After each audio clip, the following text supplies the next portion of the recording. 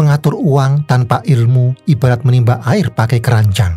Sekuat apapun usahamu tetap saja bocor. Hari ini saya ingin berbagi tentang 5 kesalahan fatal yang bisa membuat rezeki kamu seret tanpa disadari. Simak videonya sampai selesai.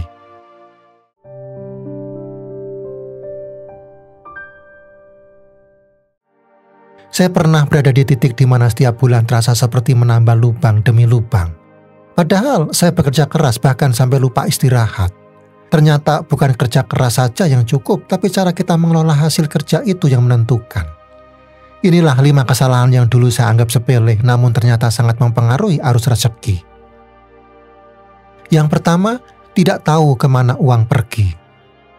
Dalam bukunya Your Money or Your Life, Vicki Robin, seorang pakar keuangan personal asal Amerika Serikat, menulis, setiap rupiah yang kamu keluarkan adalah pertukaran antara energi hidupmu. Apakah pengeluaran itu sepadan dengan jam-jam hidup yang kamu habiskan untuk mendapatkannya?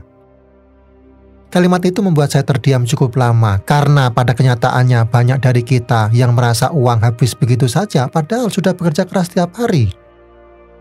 Mungkin kamu merasa lelah, tapi tabungan tetap tipis.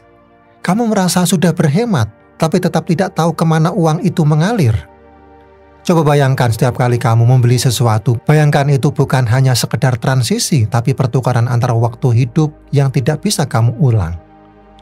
Apakah segelas kopi yang kamu beli setiap hari itu layak ditukar dengan 1 jam kerja kamu?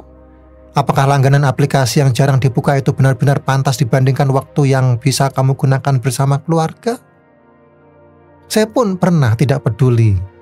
Belanja yang tidak diperlukan, waktu setelah gajian, belanja barang hanya karena diskon dan lupa mencatat semuanya. Tapi sejak saya mulai mencatat pengeluaran harian, bukan hanya besarannya tapi juga alasannya. Saya mulai mengenali pola pikir dan emosi saya sendiri. Ternyata pengeluaran yang tidak tercatat bukan hanya soal uang yang bocor, tapi juga tentang hidup yang mengalir tanpa arah. Pertanyaannya sekarang, sudahkah kamu cukup sadar dalam memperlakukan setiap rupiah yang keluar dari tanganmu? Atau jangan-jangan selama ini kamu sedang menukar waktu berhargamu dengan hal-hal yang sebenarnya tidak begitu penting? Inilah saatnya yang tepat untuk mulai mencatat, bukan karena kamu pelit, tapi karena kamu ingin lebih jujur pada diri sendiri, lebih sadar, dan lebih bertanggung jawab terhadap hidup yang kamu bangun. Yang kedua, gaya hidup melebihi penghasilan. Dalam bukunya The Total Money Makeover, Dave Ramsey, seorang pakar keuangan pribadi asal Amerika Serikat, menulis, hiduplah sesuai dengan penghasilanmu, karena jika kamu tidak bisa hidup dengan penghasilanmu sekarang, kamu juga tidak akan bisa hidup dengan penghasilan 2 kali lipatnya.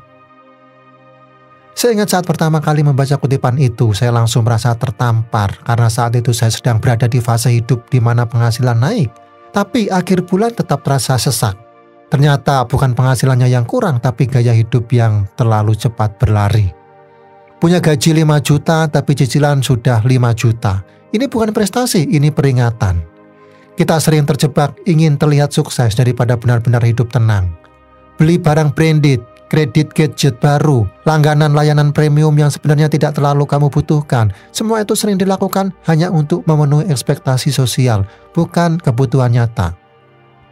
Dave mengajak kita untuk berani hidup sesuai kenyataan finansial kita sekarang, bukan membangun ilusi yang harus dibayar mahal nanti.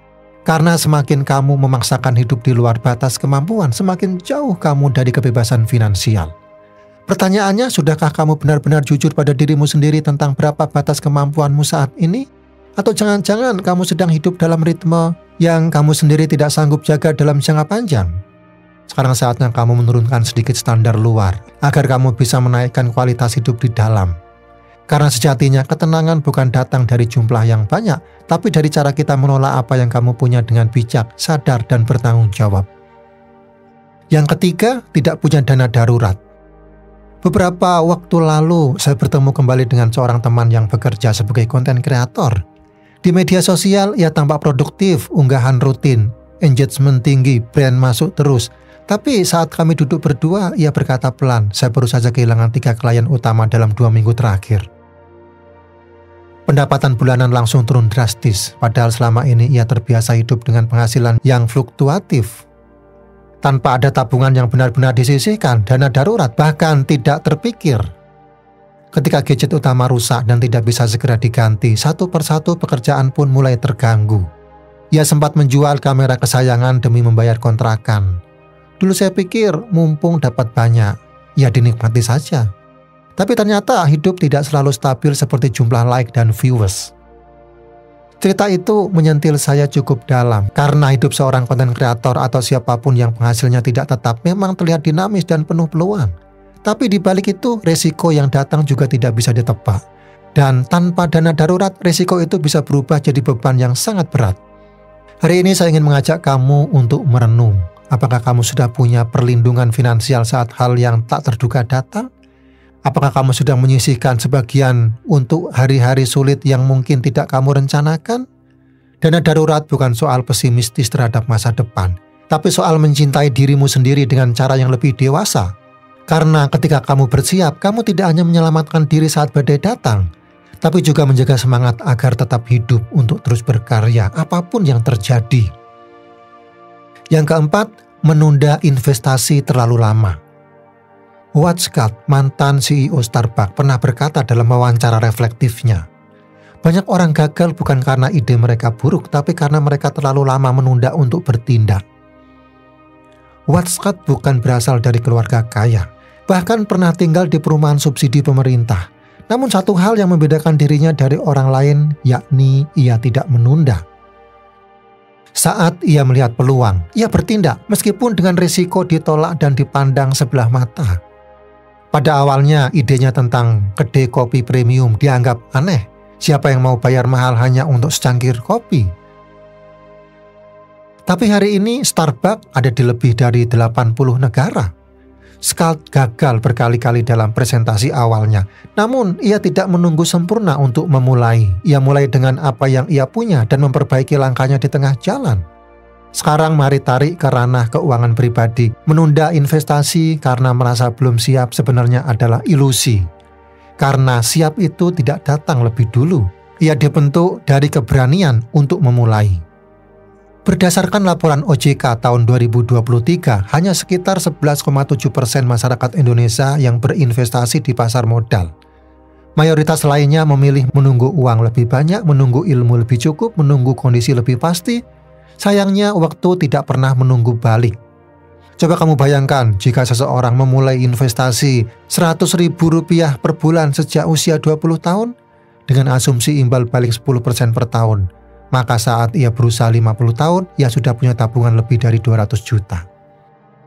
Tapi jika ia menunda 10 tahun dan baru mulai di usia 30 tahun, nilai akhirnya hanya sekitar 75 juta padahal jumlah uang yang diinvestasikan sama. Kamu tidak butuh ratusan juta untuk memulai, kamu butuh kebiasaan kecil yang dilakukan hari ini. Maka pertanyaannya, apakah kamu masih menunggu momen sempurna yang tidak pernah datang? Atau berani melangkah hari ini dengan apapun yang kamu punya? Terkadang langkah kecil yang kamu ambil sekarang adalah penentu apakah masa depanmu dipenuhi kekhawatiran atau keberdayaan. Yang kelima, tidak menambah ilmu keuangan. Dalam bukunya The Psychology of Money, Morgan Housel, seorang pakar perilaku keuangan, menulis, kunci untuk menjadi bijak dengan uang bukan terletak pada seberapa pintar kamu, tapi seberapa sadar kamu terhadap perilakumu sendiri. Kalimat itu membuat saya merenung, karena banyak dari kita yang bekerja keras siang dan malam tapi tetap merasa uang habis begitu saja. Kamu rajin mencari tapi lupa belajar cara menjaga. Kamu pandai menghasilkan tapi belum tentu tahu cara mengelolanya. Morgan Housel, seorang pakar perilaku keuangan, menjelaskan bahwa keberhasilan finansial seringkali bukan ditentukan oleh gelar atau profesi seseorang, tapi oleh seberapa dalam seseorang memahami emosinya terhadap uang, dan itu hanya bisa dibentuk lewat edukasi. Pernahkah kamu bertanya, sudah berapa sering kamu belajar soal keuangan dibandingkan waktu yang kamu habiskan untuk mencari uang itu sendiri? Kamu belajar membaca dan menulis sejak kecil, tapi tidak pernah benar-benar diajarkan cara membuat anggaran, mencatat pengeluaran, memahami aset dan liabilitas, atau menghitung risiko investasi. Padahal ilmu ini tidak kalah pentingnya dalam menyelamatkan masa depanmu. Banyak krisis dalam hidup bukan terjadi karena kekurangan uang, tapi karena kekurangan pengetahuan dalam mengelolanya. Dan kabar baiknya, ilmu keuangan bukanlah sesuatu yang rumit atau mahal. Kamu bisa mulai dari membaca buku seperti karya Morgan Housel, mendengarkan podcast keuangan, atau menonton video edukatif beberapa menit setiap hari. Pertanyaannya, apakah kamu sudah tumbuh bersama uangmu atau kamu hanya berlari dan membiarkannya tercecer di jalan? Karena uang tidak akan bertumbuh jika kamu sendiri tidak bertumbuh. Dan ilmu sekecil apapun bisa menjadi fondasi yang menjaga kamu tetap tenang ketika dunia keuangan mulai bergejolak. Kalau hari ini kamu merasa rezeki belum lancar, jangan langsung menyalahkan keadaan, orang lain, atau nasib. Kadang yang perlu kamu lakukan bukan mencari kambing hitam, tapi duduk sejenak dan melihat ke dalam dan renungkan. Apakah selama ini kamu sudah memperlakukan uang dengan bijak, atau justru sering mengabaikannya? Apakah kamu sudah menghormati setiap rezeki yang datang, atau kamu hanya sibuk mengeluh saat rezeki itu pergi? Karena mungkin pernah berada di titik di mana penghasilan terasa pas-pasan, padahal pekerjaan tidak berhenti, tapi rezeki itu bukan hanya soal jumlah, melainkan soal caramu mengelolanya. Seperti kata filsuf Stoik, Epictetus, bukan kekurangan yang membuatmu miskin, tapi keinginan yang tidak pernah selesai. Karena kalau gaya hidup terus naik, tapi cara berpikirmu tentang uang tidak ikut tumbuh, maka seberapapun besar rezeki itu akan selalu terasa kurang. Coba tanyakan lagi kepada dirimu sendiri, apakah kamu sudah cukup peka terhadap pengeluaran-pengeluaran kecil yang tidak penting? Apakah kamu belajar tentang keuangan seperti kamu belajar mengejar impian dan target karir? Rezeki bukan hanya tentang bekerja keras. Ia juga soal rasa hormat terhadap hasil kerja itu, dan rasa hormat itu bisa diwujudkan dengan mencatat, merencanakan, menyisihkan, dan belajar. Ingat, sesungguhnya rezeki yang kamu hormati adalah rezeki yang akan bertahan dan tumbuh bersama hidupmu.